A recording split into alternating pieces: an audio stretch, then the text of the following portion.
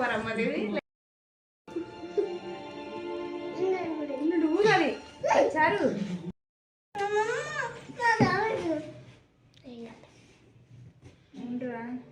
happy నేను ఇది చేస్తుంటే ఇది పెడతాం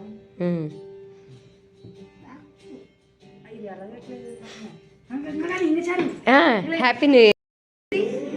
పట్టుకొని ఇద్దరు ఒకేసారి కొట్టేయాల ఎందుకు అమ్మ నన్ను ధీమాకు నేను దండం పెట్టి అప్లోడ్ చేసావు నన్ను రాకుండా చూడు వాళ్ళిద్దరిని స్లోగా చిన్నగా స్లోగా ఉండు